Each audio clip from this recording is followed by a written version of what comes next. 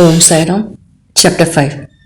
Babas returned with Chand Patil's marriage party, welcomed and addressed as Sai, contact with other saints, his dress and daily routine, the story of the Padukas, wrestling bout with Mohadin and a change in life, turning water into oil, the pseudo-guru 𝙎𝙼𝙜𝙏𝙾𝙾. Returned with Chand Patil's marriage party. As hinted in the last chapter, I shall now describe first how Sai Baba returned to Shirdi after his disappearance. He had lived in Aurangabad district, Nizam state, in a village called 𝙀𝙜𝙜, a well-to-do Mohammedan gentleman by name Chand Patil. While he was making a trip to Aurangabad, he lost his mare. For 2 long months, he made a diligent search but could get no trace of the lost mare. After being disappointed, he returned from Aurangabad with the saddle on his back.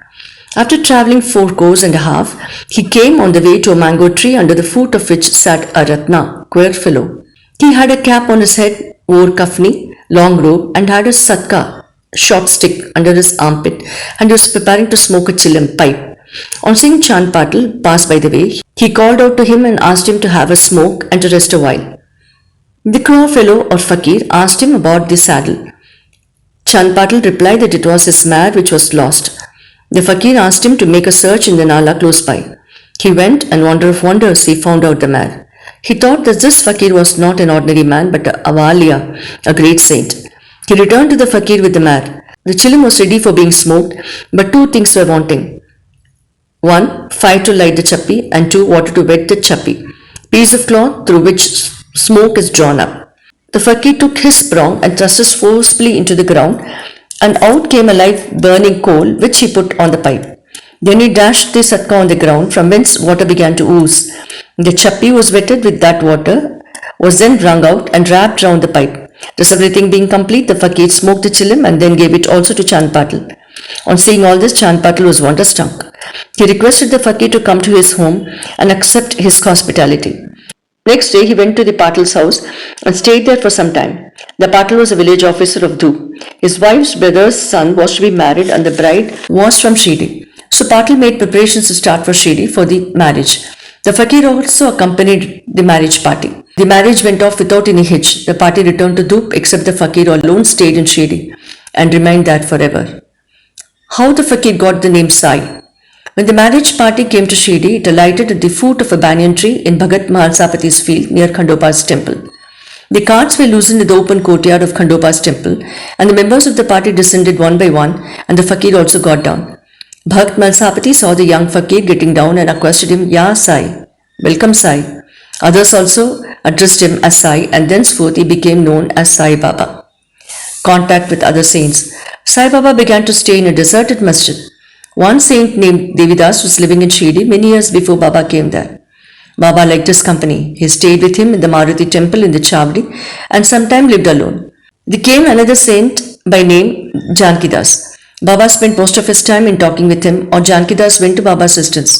So also one Vaishya householder saint from Puntambe by name Gangagir also frequented Shirdi.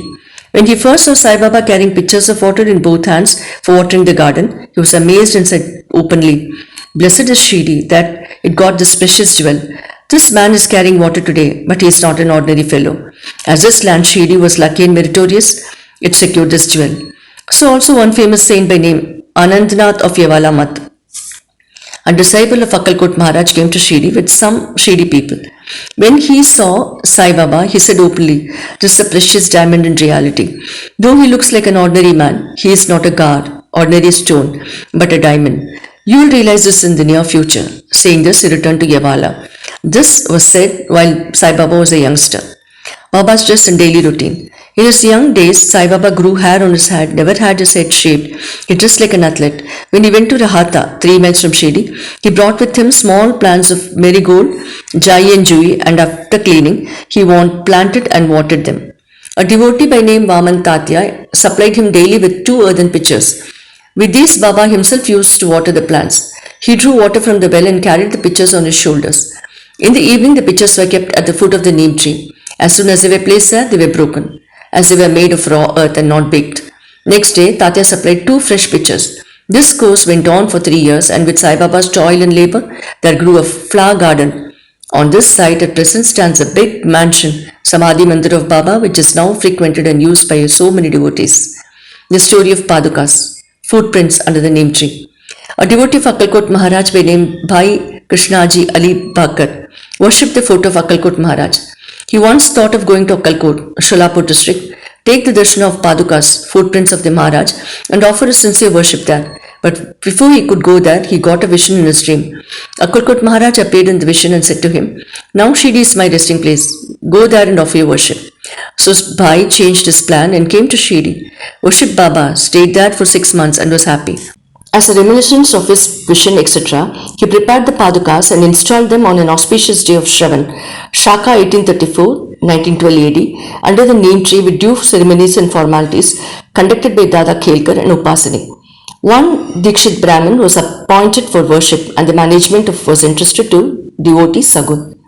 Complete version of this story. The B.V. Dio, retired Mamaldar of Thana, a great devotee of Sai Baba, made inquiries about this matter with Sagun Meru Naik and Govind Kamalakar Dikshit and has published a full version of the Padukas in Sai Leela volume 11, number 1, page 25. It runs as follows. In 1834 Shaka, 1912 AD, one Dr. Ramarao Kothare of Bombay came to Shirdi for Baba's darshana. His compounder and his friend, Bhai Krishnaji Ali Bakkar, accompanied him. The compounder and Bhai became intimate with Sagun Meru Naik and G.K. Dikshit. While discussing things, these persons thought that there must be some memorial of the fact that Sai Baba first came to Shirdi and sitting under the holy neem tree. They thought of installing Baba's Padukas there and were going to make them of some rough stone. Then Bhai's friend, the compounder, suggested that if this matter be made known to his master, Mr. Ramarao Kothare, who would prepare nice Padukas for this purpose. All liked this idea and Dr. Kothare was informed of it. He came to Shirdi and drew a plan of the Padukas. He went to Pasni Maharaj in Khandoba's temple and showed him his plan. The latter made many improvements, drew lotuses, flowers, conch, disc, man, etc. and suggested that the following shloka, verse regarding neem tree's greatness and Baba's yogic past be inscribed. The verse was as follows. Sada nimba vrikshasya mooladivasas Sudhastravinam tiktamapya priyantam Tarum kalpa vrikshadikam sadhayantam namamishwaram sadgurum sainatham. Upasani's suggestions were accepted and carried out. The Padukas were made in Bombay and sent to Shirdi with the compounder. Baba said that they should be installed on the Purnima, 15th of Shravan. On that day at 11 am, G.K. Dikshit brought them on his head from Khandoba's temple to the Dwarkamai masjid in the procession. Baba touched the Padukas saying that these were the feet of the Lord and asked the people to install them under foot of the neem tree.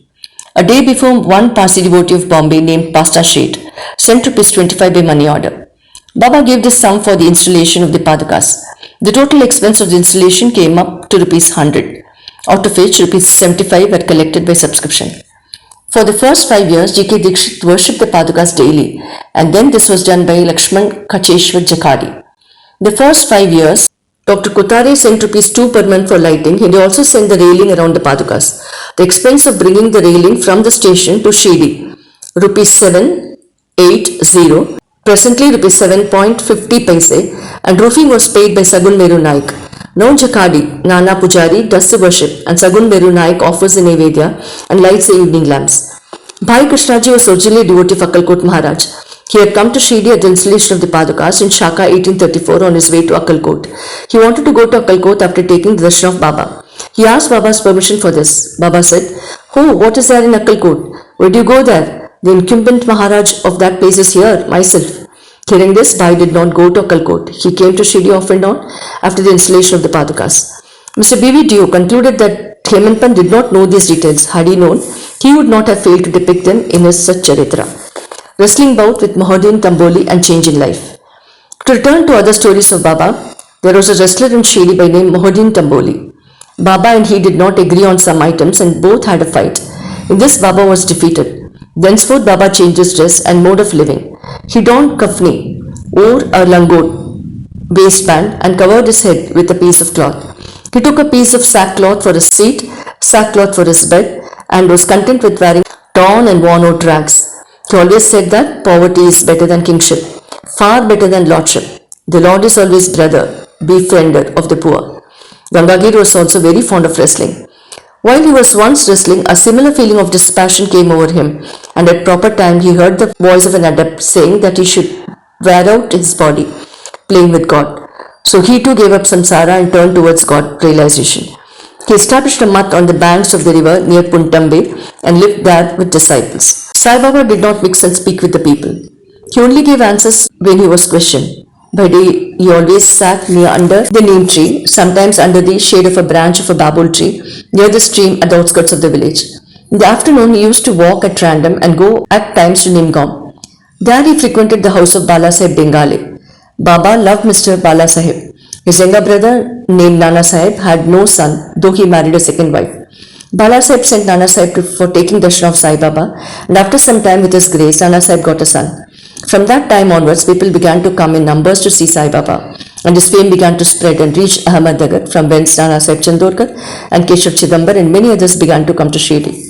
Baba was surrounded by his devotees during day and slept at night in an old and dilapidated masjid. Baba's paraphernalia at this time consisted of a chilim, tobacco, a tumbril, tin pot, long flowing kafni, a piece of cloth round his head, and a satka, short stick, which he always kept with him. This piece of white cloth on the head was twisted like matted hair and flowed down from the left ear on the back.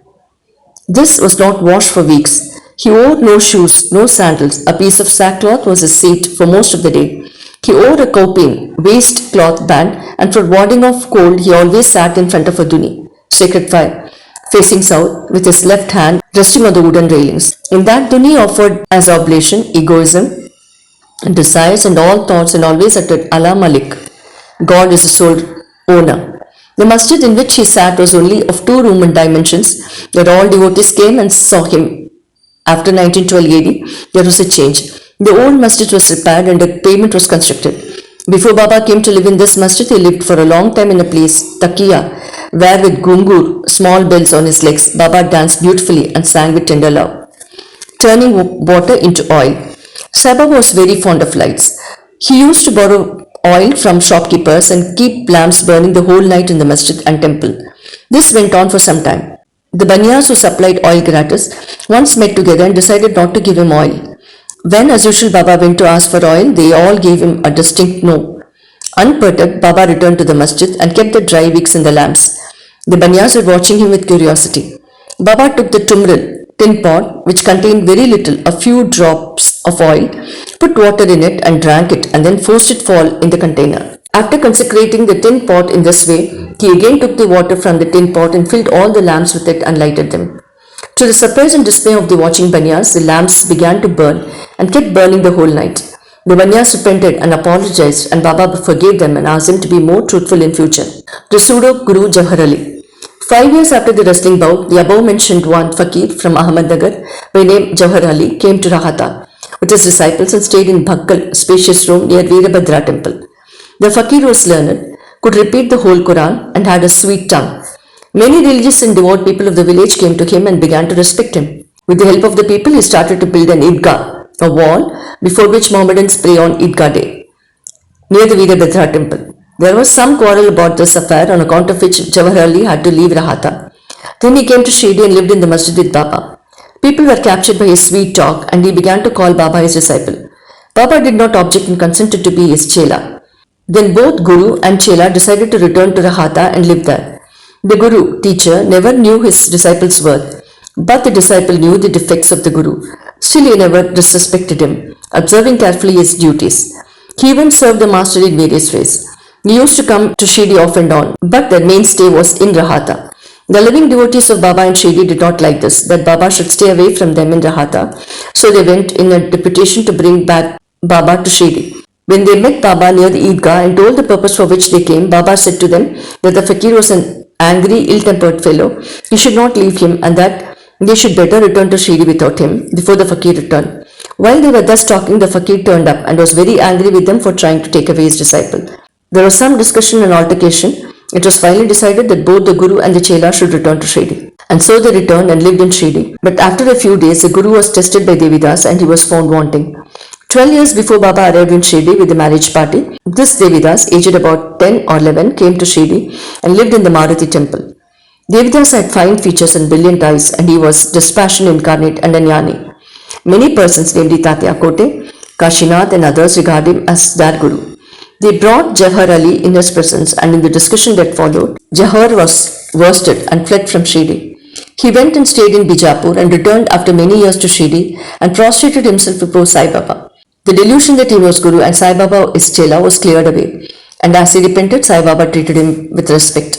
In this case, Sai Baba showed by actual conduct how one should get rid of egoism and do the duties of a disciple to attain the highest end, namely self-realization. This story is told here according to the version given by Maharsapati, a great devotee of Baba. In the next chapter will be described Ram Navami festival, the masjid, its former condition and later improvement in it, etc. Bow to Shri Sai, peace be to all.